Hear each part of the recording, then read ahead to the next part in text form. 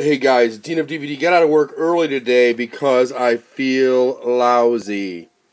I've got some congestion and one of my kids is sick. He's throwing up all night long, and my daughter left school early for similar reasons, and I don't feel all that great stomach-wise.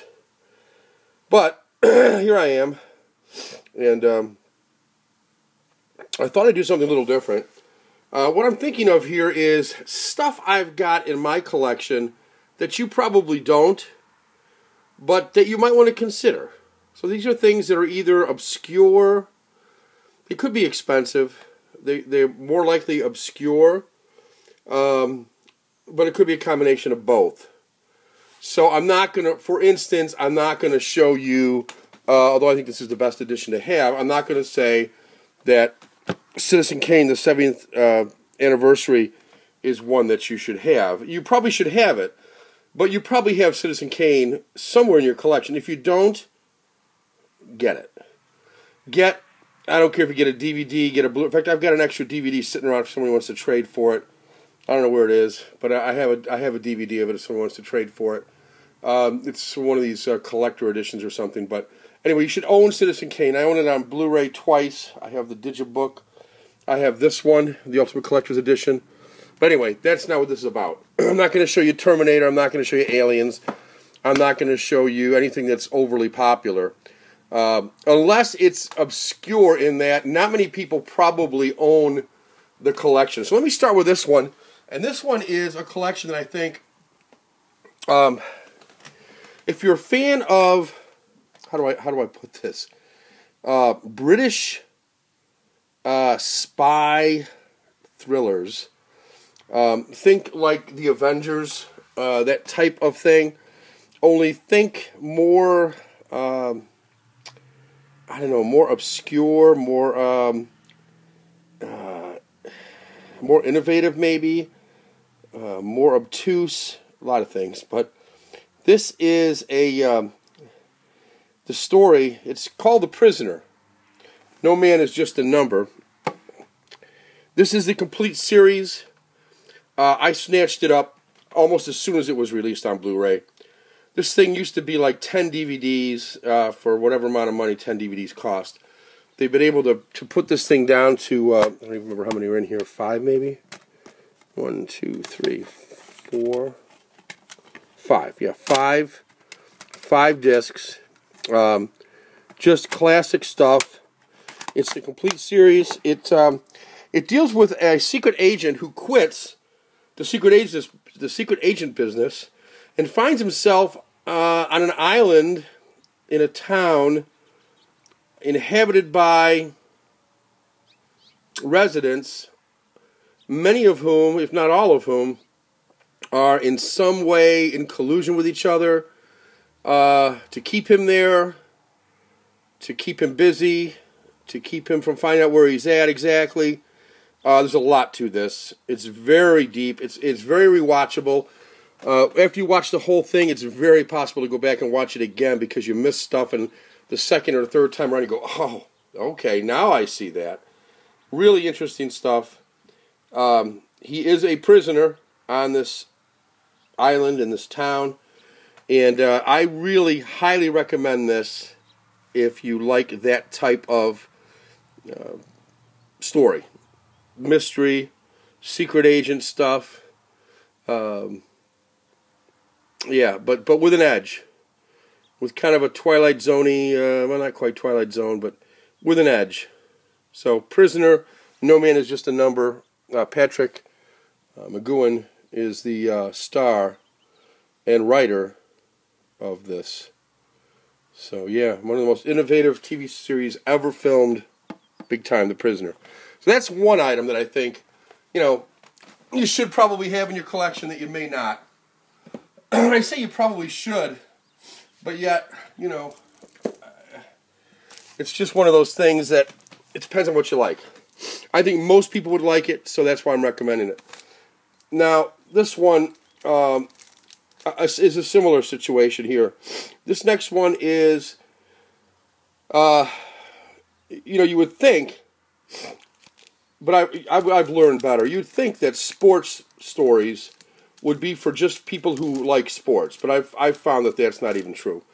I found that sports stories are for people who like people or like interesting stories. If the story's good,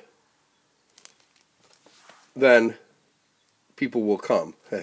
Build it and they will come. Film it and they will watch. And I think that's the case with this one. This is 30 for 30. It's a collector's set. I don't think a lot of people have this. I haven't seen a lot of love given for it on YouTube, at least on the people whose channels I subscribe to. And that doesn't mean that it's not gotten some love somewhere. I just don't know about it. But if I subscribe to your channel, there's a good chance you subscribe to mine. And if not, why not? And this is 30 for 30. These were top filmmakers given kind of free reign of what to do in the world of sports. Came up with some really interesting stories, like the fact that the Baltimore Colts bolted in the middle of the night, literally snuck out of town in the middle of the night, so that they wouldn't have to answer to the media and the fans and everything else. And so that's why I'm sort of a Baltimore Ravens fan. If no other reason, I'm a Baltimore Ravens fan because of what the former owner of the Baltimore Colts did to that town. He had a very loyal football following, and for reasons that you can get into in the film, most of these are about an hour long, by the way, you see that it was petty bullshit, quite frankly, that caused the guy to move out of town because he was petty and because he was perhaps a drunk or I don't know what he was. You can judge for yourself. I mean, it's hard to say. I'm no doctor, but the guy was clearly not himself. Let's put it that way, or who he was not very good. Watch it and see what you think. And it's got stories of a lot of people on this. So this one I highly recommend. You've got stories about Jimmy the Greek, how he lost his fame. You may remember he was watching a game and he said something about I don't know, look at that black guy run, or I can't remember exactly what he said, but something like that. And it was not good. It was definitely a stereotypical racist type of thing to say. I don't think he meant it that way, but yeah, that's how it came out, and he ended up, where's Jimmy the Greek now? He used to be a big-time sports betting dude. You don't know anything about him anymore. He just disappeared. The House of Steinbrenner, which is interesting. The story when Gretzky got sold. Couldn't believe it. Muhammad Ali and Larry Holmes. Larry Holmes was a huge Muhammad Ali fan, and he hated that he had to fight him. And maybe Larry Holmes is the reason why Muhammad Ali is partly why he is today, the way he is. All sorts of good stuff on 30 for 30. I can't recommend it enough. 6-disc collector's edition. I'm not going to open it up. It's great. If you like human interest stories that have a sports theme, this is huge. Gotta get it. Okay, I'm going to speak less about some of the other ones, only because, I don't think I have much time. I got to look up how to extend my videos beyond 15 minutes, although I don't like to let them go past 15 minutes, but I think at times it makes sense. Here's one that I think people should own because it's my favorite comedy of all times and one of my favorite series of all times.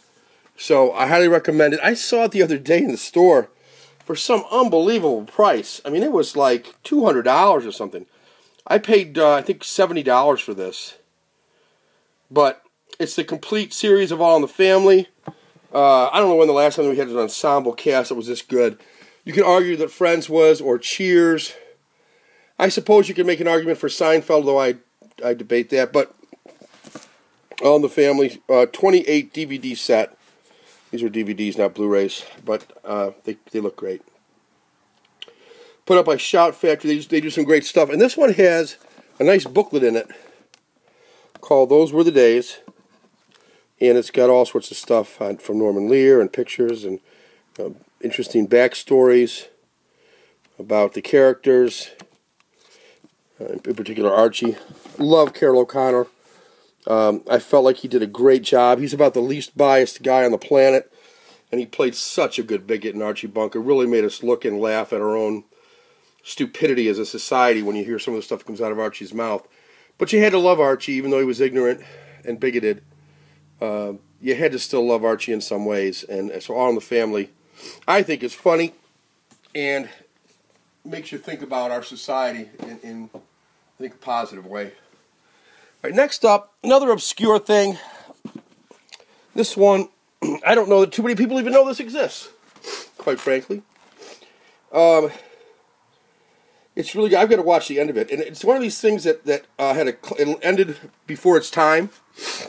So it never got to finish, which is kind of a bummer. But I believe on this they actually have some thoughts about what would have happened. I can't remember. I think somewhere in here it does something about, had the series gone on, here's what would have happened next.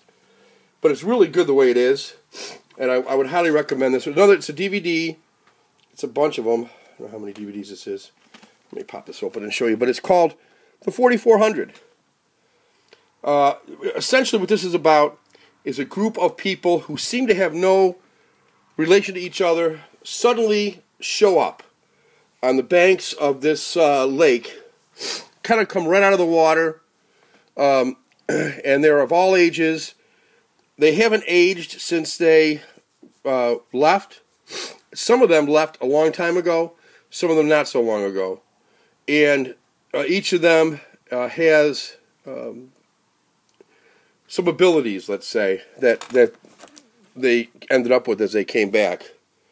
So the government, of course, wants to piece it together. They all start to manifest strange powers.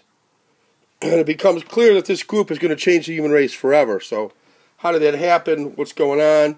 The whole deal. I like it. But I like the show Resurrection that just came on, too. If you saw that Sunday, that seems to be something right up my alley. So that's the kind of stuff I like.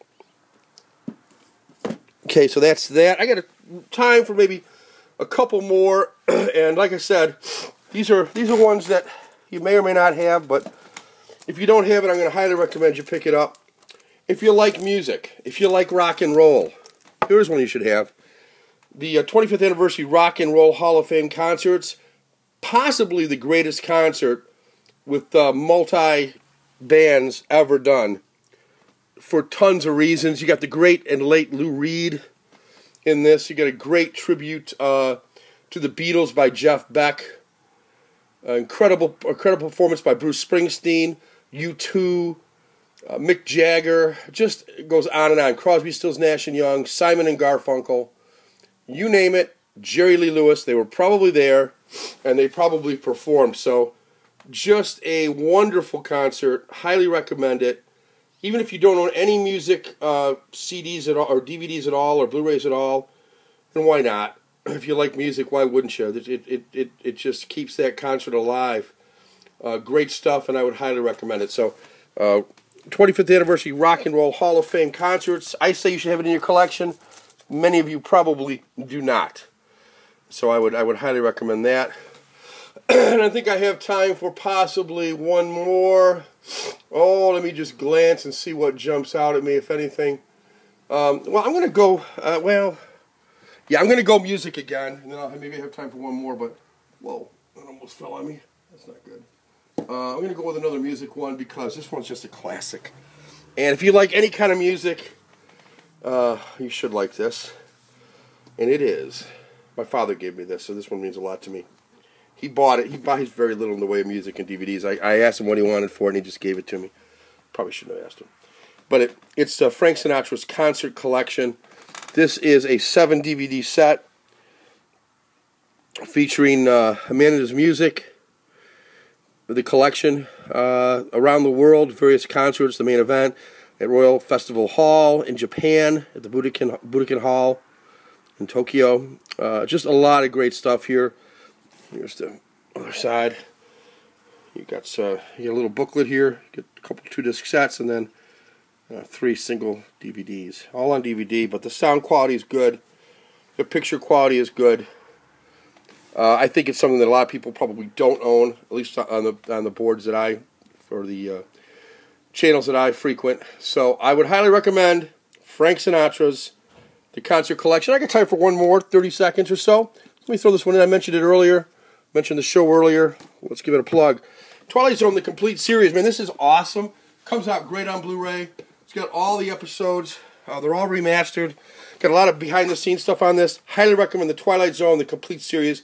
Look for it on sale. All right, that's it, guys. What do you got in your collection that I might not have?